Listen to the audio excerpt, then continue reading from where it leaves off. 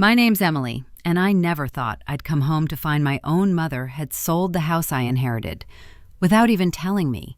Not a word, not even a hint, just a legal document and a stranger waiting at the door.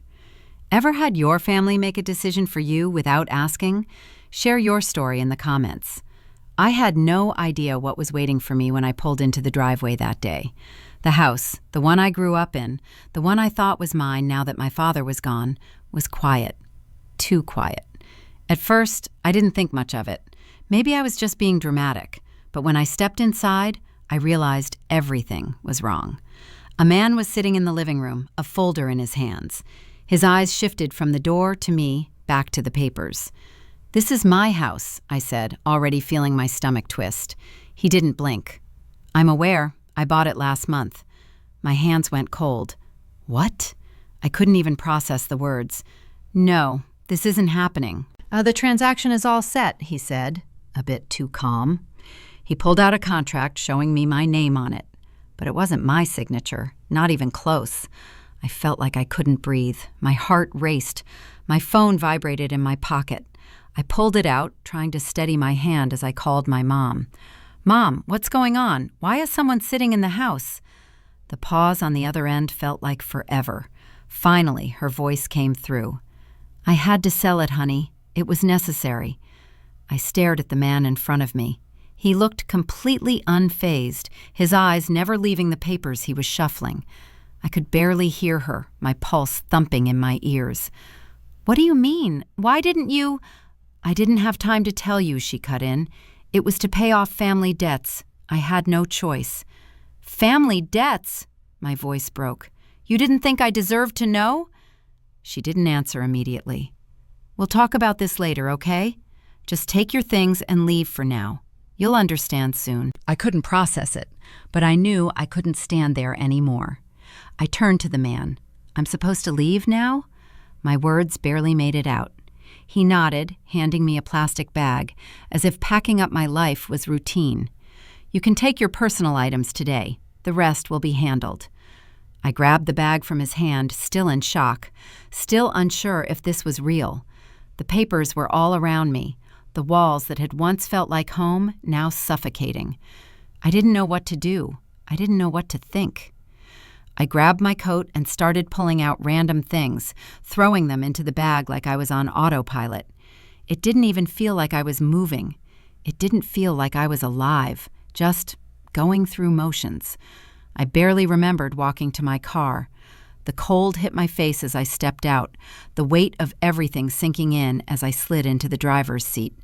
My hands were still shaking when I grabbed the phone again, ready to call my mom back. The screen lit up with a message from her. "I'll explain everything later. Just trust me, okay?" I stared at the screen, the car engine purring softly, but it felt like it was all just noise covering up the ringing in my ears. I put the car in drive and pulled out. Everything had just changed. The phone rang nonstop for hours. I couldn't escape it. The questions, the confusion, the shock. Friends, relatives, all wondering why I wasn't defending my mother, why I wasn't understanding the situation, as if they were all entitled to an explanation, as if I owed them something.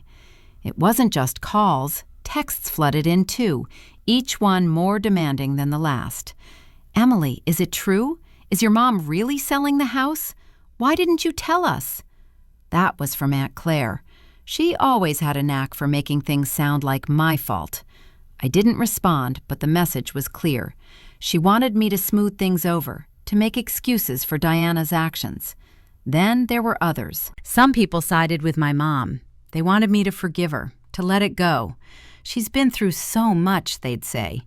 "You can't judge her for this, Emily. This is for the family. She did what she thought was best." I couldn't decide which was worse, the guilt trips or the unsolicited advice. The phone rang again. I hesitated, but picked it up. "Mom," I said, almost choking on the word. I couldn't believe I was even talking to her. "I don't understand. Why didn't you tell me? Why didn't you even ask?" "I know you're upset, sweetie." Diana's voice was calm, too calm.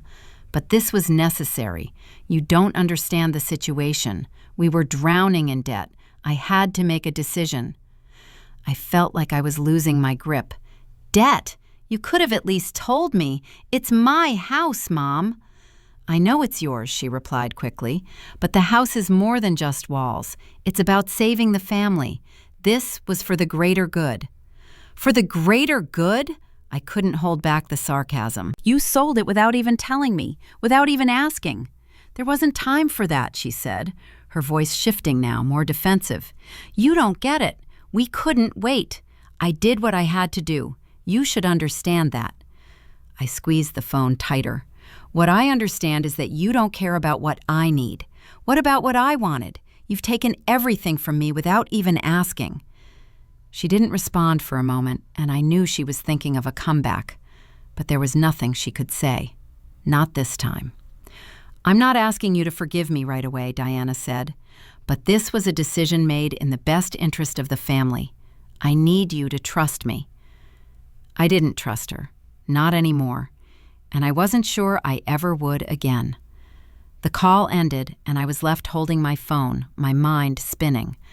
I wanted to scream, to throw something, but I didn't. It wasn't worth it.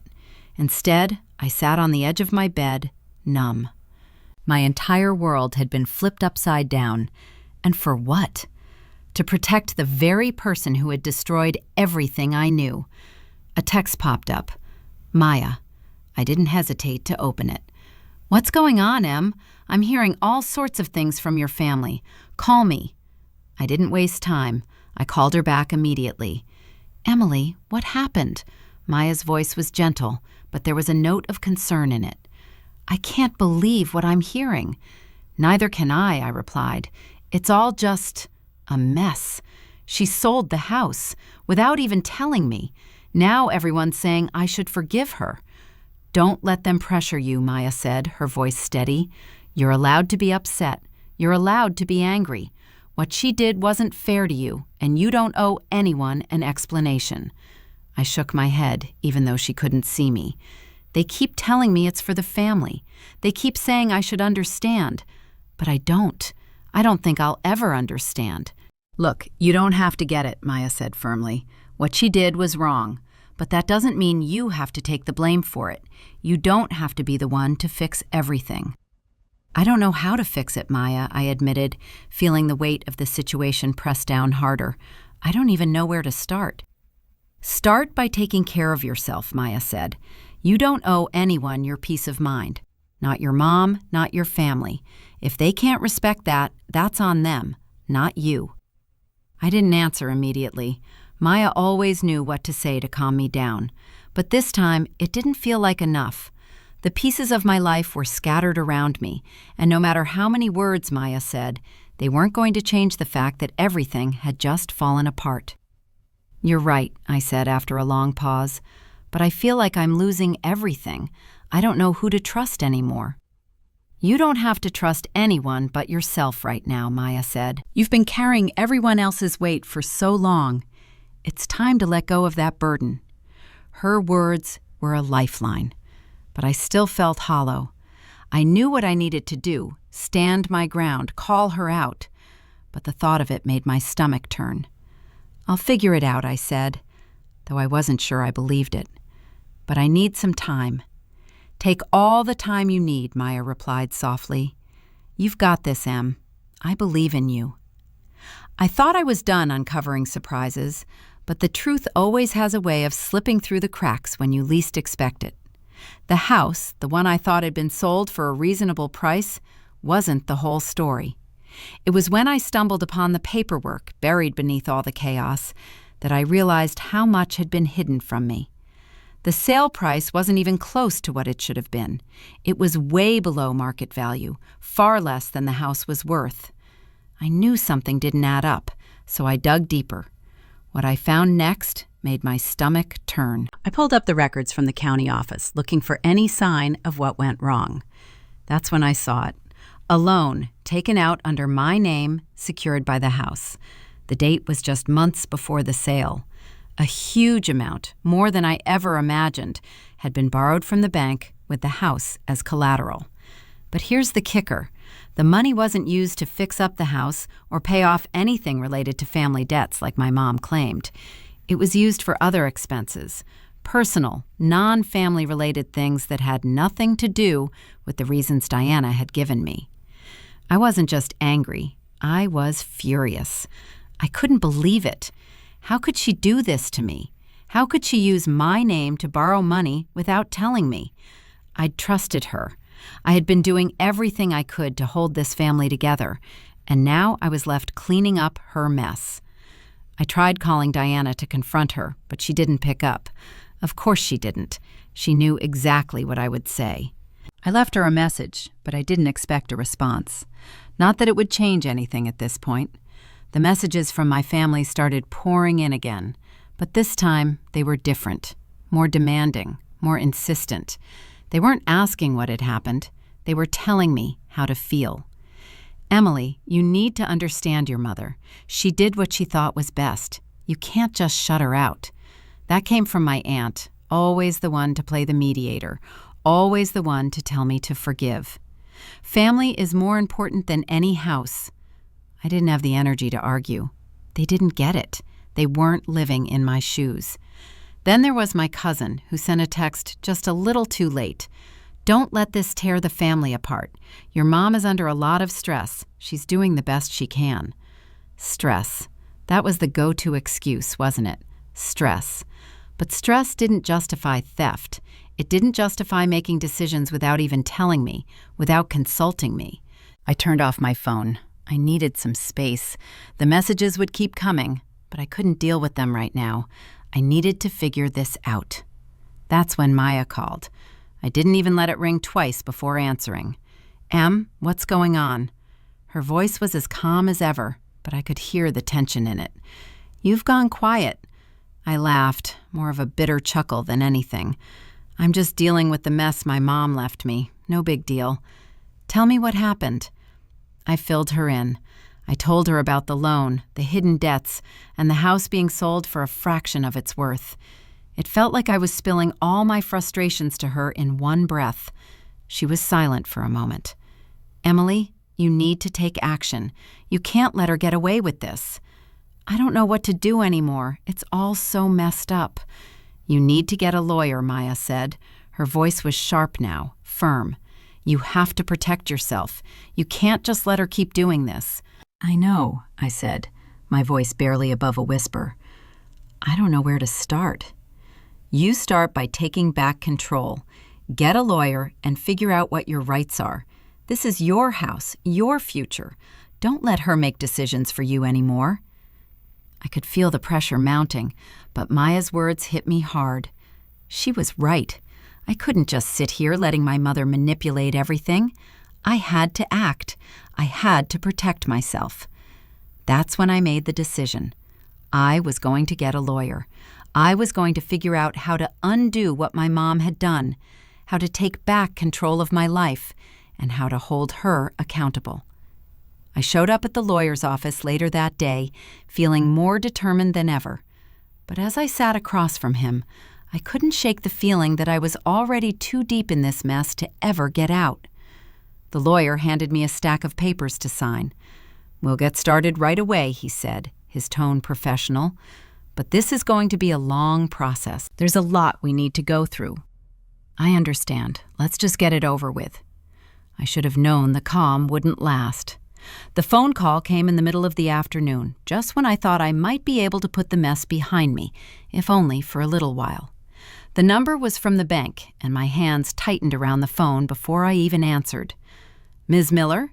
The voice was professional, impersonal. This is Brian from First National Bank. We need to discuss an urgent matter regarding your account. My heart dropped. The last thing I wanted right now was another financial issue. What's going on? I asked, my voice coming out colder than I intended. It appears that a loan was taken out in your name using the house as collateral, he said, his tone flat. A large sum was borrowed, and the paperwork is under your signature. However, we have reason to believe the documents may not have been signed by you. I froze. What do you mean? I didn't sign anything. The loan was processed a few months ago. You're listed as the borrower, Ms. Miller. We have a legal obligation to notify you that the loan is now in default, and unless we receive payment, the property will be repossessed. I stood up, my hand shaking. You're telling me this is my responsibility? Yes, he replied, his voice never wavering. As the borrower, you are liable for the debt. You have 30 days to make arrangements, or we will initiate the foreclosure process. Foreclosure. The word echoed in my mind. The very thought of losing everything I'd worked for, the house that was supposed to be mine, made my blood run cold. Hold on, I managed to say. Are you saying my mother, she used my name to get a loan? There was a long pause before Brian answered. The documents indicate you signed for the loan. We'll need to clarify the situation, but at this time, you're listed as the liable party. I hung up without saying goodbye. My fingers were still trembling as I stared at the phone, too stunned to react. Of course, it was her. I couldn't believe it, but deep down, I knew. I had suspected something for a while, but hearing the bank confirm it was like a slap to the face. I called Diana immediately. Her voicemail picked up. Mom, I said, struggling to keep my voice steady. I know what you did. You used my name to take out a loan, and now the bank is saying I'm responsible for it. You've put everything at risk, including the house. The phone sat silent for a moment before I heard the faint sound of her picking up. Emily, I didn't have a choice, she said quickly, the words tumbling out as though she'd rehearsed them. I was trying to protect you. You don't understand. This was the only way. The only way? I spat. You never told me anything. I had no idea you were taking out loans in my name. You're not seeing the bigger picture, Emily, she said, her voice growing more defensive. I had to do something. You don't know the pressure I was under. I did it for us, for the family. For the family? I asked, incredulous. You've been lying to me, manipulating me, and now I'm stuck with this mess. I was doing what was necessary. You'll understand one day. I took a deep breath, trying to calm myself down. No, I won't. Not like this. You didn't even think to involve me. You just made decisions for me without a word. Diana's voice wavered. I did it because I had to. I didn't want to put that burden on you. It's not that simple. It is simple, I said, my voice cutting through the line. You crossed a line, and I won't let you get away with it. There was silence on the other end, and for a second, I thought she might say something more, something that could explain herself. But instead, she just hung up. I stood there for a moment, letting the weight of it all sink in. I couldn't keep letting her control my life. This wasn't just about the loan or the house. It was about everything she had done to me, everything she had taken from me without asking. But what could I do? I had to figure out how to fix this, how to protect myself. I couldn't go to the bank and tell them my mother had tricked me. They wouldn't care. I had to take control of the situation. Maya had told me to get a lawyer, and I was finally ready to do that. I wasn't going to let Diana's mess destroy my life. I needed legal advice. I needed someone to help me navigate the mess my mother had made. The next morning, I walked into a lawyer's office, my stomach in knots. As I sat down across from him, I knew there was no turning back. The decision had been made. I had to take action, and whatever the consequences were, I had to face them head on. The lawyer handed me a stack of papers. We'll begin the process right away, he said, his tone businesslike.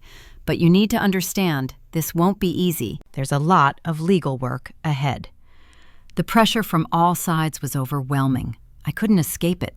Family, friends, co-workers, everyone seemed to have an opinion about what I should do. Most were quick to blame me for the mess I was in, as if I had somehow chosen this path. Emily, I just don't get it. Why are you fighting your own family? That came from Carl, a colleague who had never been particularly close, but now felt the need to weigh in. He leaned against the break room counter as if he were some kind of life coach. Your mom did what she had to do. This is just family stuff. You don't have to make it a legal battle. I held my breath, trying to keep my voice steady. You don't know what she did. You don't know what she's put me through." Carl frowned but didn't push further. Others did, though. A text from Aunt Claire came in, full of accusations and hurtful words. "You're tearing the family apart, Emily. What about everything Diana's done for you?" What had she done for me? What had Diana really done for me, except manipulate and lie? I didn't even know who she was anymore. But no one was listening. No one cared to hear the truth. It was just easier to blame me, to put the onus of family harmony on my shoulders. The lawsuit was coming, and it felt like it was ripping me apart from the inside out. I was finally going to have my day in court, but the more I thought about it, the more I realized how complicated this had become. My mother's betrayal wasn't just financial, it was emotional, psychological. I couldn't even tell if I was fighting for justice anymore, or just fighting to feel like I had control over something. The first hearing was nothing like I expected. I walked into that cold courtroom, surrounded by people I didn't recognize, and for the first time, it wasn't just about my mother's debts. It was about me, too. My past with her was laid out for all to see. The lies, the manipulation, the things I had kept buried deep inside. Diana sat across from me, her face a mask of feigned concern. Every time our eyes met, I felt a rush of disgust. She wasn't sorry, not at all. Her gaze wasn't that of a mother, of someone who cared for her child. It was cold, calculating. She knew she had done something wrong, but she wasn't going to admit it. She was going to play the victim, as always. "Emily, I did this for the family," she said later, when we were alone in the hallway during a break. "You don't understand. You think I'm doing this to hurt you, but I'm not. I had no choice." "Stop saying that," I snapped, my voice low but sharp. "You had choices. You chose to lie. You chose to make decisions for me without telling me what was happening." She stepped closer, lowering her voice. "You'll regret this, you know. We're family. This could all be fixed if you just let it go." The words hit harder than I expected. For a moment, I felt the old pull, the familiar guilt. But I shook it off. No more. I wasn't her scapegoat anymore. This wasn't just about money. This was about something much bigger than that. The next few weeks were a blur of legal papers, meetings with my lawyer, and more family members calling to check in. None of them were asking how I was holding up. They were just reminding me how much I had hurt Diana, how much I was breaking the family. I was suffocating under the weight of it all. I hadn't expected to lose so much. Not just the house, but everything that came with it. The trust, the security, the love I once thought I had from my mother.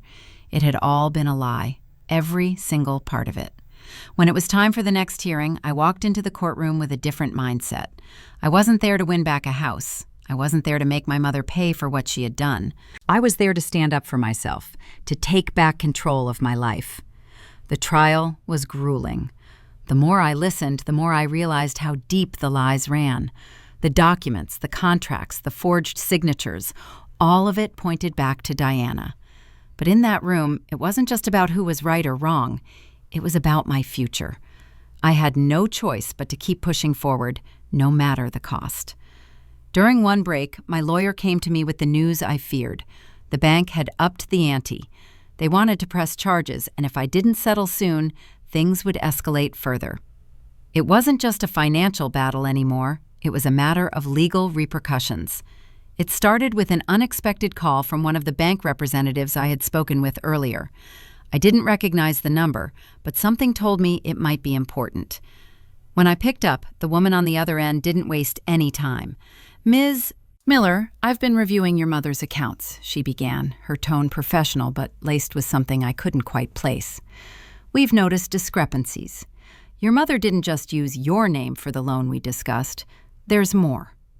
My heart skipped a beat. "More?" "Yes," she continued.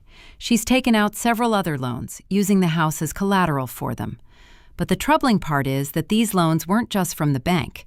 We've traced some of the transactions to private lenders, people outside of the family." I felt my stomach turn.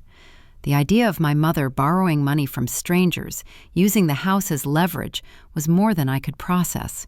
She had kept this from me, all while putting me in a position where I would be the one to deal with the fallout. The anger I had been keeping inside exploded in a rush.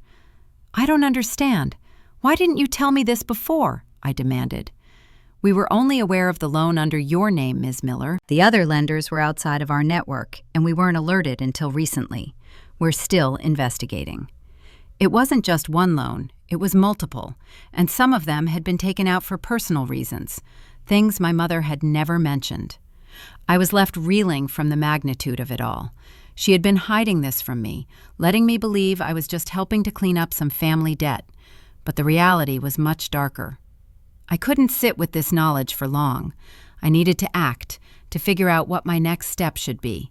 But everything was changing so fast, and I could feel my footing slipping. I called my lawyer right away, wanting to understand the full scope of what I was dealing with. The lawyer's office was busy, but they fit me in.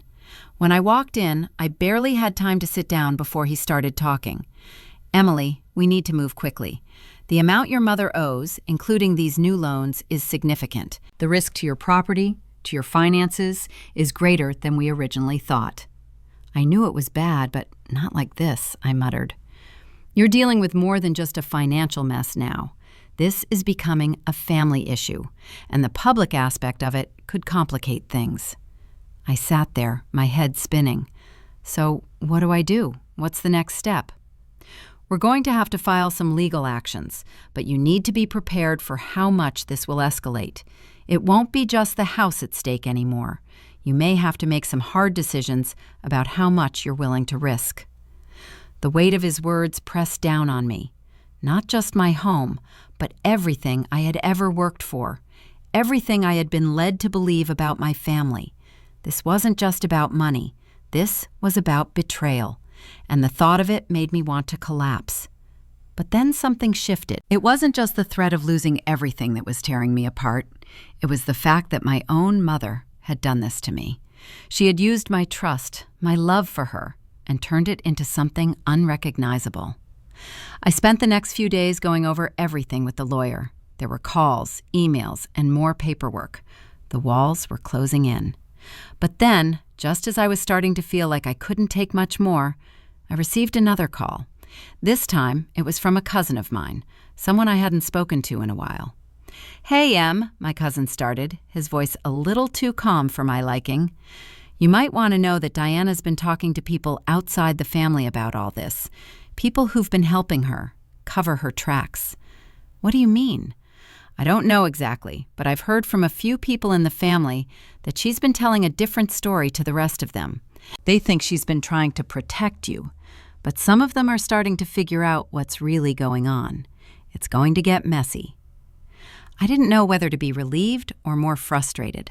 The family I thought I could trust was already siding with her, even after everything. I wasn't sure how much more of this I could take. "I can't keep doing this," I muttered, more to myself than to my cousin. "I need to fix this. I need to take control back." "You'll have to decide what that means," he replied, his voice softening. "But whatever happens, you're not alone in this. You've got family that cares about you, even if Diana's made things complicated." The first few steps were small, little decisions that felt like victories. I called the lawyer again, making sure we had everything ready for the next phase of the case. I couldn't afford to slip up, not now. I had to be prepared for anything. It wasn't just the court case anymore. It was everything. My life, my future, and the family that had torn me apart. But no one in the family was used to me standing my ground. They all expected me to back down, to let it all go. Maya had been the voice of reason in the chaos, always there to tell me to keep my head high. "You're not the same person you were before," she reminded me during one of our late-night phone calls. "You've been walking on eggshells for too long. You don't have to take this anymore." It was strange. I had spent so much of my life pleasing others, making sure everyone else was okay, that I had forgotten what it was like to take care of myself. And now that I realized just how much I had been letting people walk all over me. Diana, however, was a different story. She didn't like seeing me assert myself. The more I pushed back, the more she came at me with everything she had. She couldn't handle it. She came to my office one afternoon, uninvited, as always, and stood in front of my desk, arms crossed.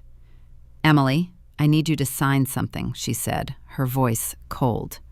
She slid a paper across the desk, her gaze sharp, daring me to refuse. I glanced down at it and then back at her. "What's this?" I asked, trying to keep my voice steady. "It's an agreement," she said, her eyes narrowing, "to settle everything. I've already signed it. I'm just waiting for you to do the same." I raised an eyebrow. "I'm not signing anything." Her face darkened, her smile turning into something much more dangerous. "You don't have a choice. If you don't sign, you'll make things worse for yourself. You know how this works." I felt the familiar tug of guilt, but it was easier to shake off now. "I'm not afraid of you anymore, Diana." She stepped closer, leaning across the desk. "You should be," she said, her voice low. "If you don't help me, if you don't do what I say, I'll make sure everyone knows just how selfish you've been. Your precious family, they'll never look at you the same way again." Her words hit me like a punch, but I didn't flinch. For the first time in my life, I realized that her threats didn't matter anymore, not like they used to. "I don't care anymore," I said, my voice steady. "You don't control me, and you never will again." She stared at me for a long moment, then shook her head. "You'll regret this. I promise you, you will." "I'm done regretting," I replied. "This ends now." The tension in the room was thick, but it felt freeing. I wasn't trapped in her web anymore. I was breaking free, and that was all that mattered. Diana turned to leave, but not without one last look over her shoulder. "We'll see about that," she muttered. I sat back in my chair, taking a deep breath. The weight on my chest wasn't as heavy as it had been. I had just made the hardest decision I'd ever had to make, and I didn't regret it. The next few days were a blur. I continued to meet with the lawyer, prepared for whatever came next. But there was a change in me. I was standing up for myself, no longer afraid of what my mother or anyone else would think. It wasn't easy. I was still facing a battle in the court system, but I was no longer fighting for her. I was fighting for me. I was fighting for the life I had put on hold for so long. The phone rang one afternoon, and I didn't recognize the number. When I answered, my stomach dropped. "Emily," Diana's voice came through, cold and sharp. "You've made a huge mistake." "I'm done listening to you," I said, cutting her off before she could say anything else. "Fine," she spat, "but know this, I won't stop until you're sorry. You'll regret every decision you've made." The trial had taken its toll. The weeks of hearings, of paperwork, and of endless back and forth were finally coming to a head. The judge had ruled in my favor, but the consequences were far from over. Diana was facing legal action for the fraudulent loans, the forged signatures, and the lies she had built her entire narrative on. Her reputation, once untouchable in the family, was in tatters. She could no longer hide behind the sacrifices and hardships she had always used as shields. But even as I stood there in the courtroom, hearing the ruling, I couldn't feel victorious. There was no elation, no sense of relief. Instead, there was just emptiness. The family was fractured beyond repair. The years of manipulation, of gaslighting, of lies, it was all out in the open now. But the damage had already been done. Diana would face the consequences of her actions, yes, but the emotional toll it had taken on me couldn't be undone by any court ruling. "Emily, I never meant for it to go this far," Diana had said, her voice barely audible during the final moments of the trial. "I did what I thought was best. You have to understand." But I didn't understand. Not anymore. The judge had given her a heavy fine, a repayment schedule for the loans, and an order to return the property to me. But nothing could fix the rift between us. Diana's words, her justifications, they meant nothing now. I had spent so much of my life trying to please her, to make up for whatever it was that she couldn't find within herself. But now I saw it clearly. Nothing I did would ever be enough for her. When I left the courtroom, it wasn't with a sense of victory. There was no cheering, no celebration. There was only silence and the sound of my footsteps echoing in the hallway. The family had long since sided with her, leaving me isolated in a way I hadn't fully realized until now. Some of them had even sent me messages, calling me selfish for pursuing the case, for not letting things go. The guilt from them, from her, had been overwhelming at first. But now I didn't feel the pull anymore. I was done carrying everyone else's weight.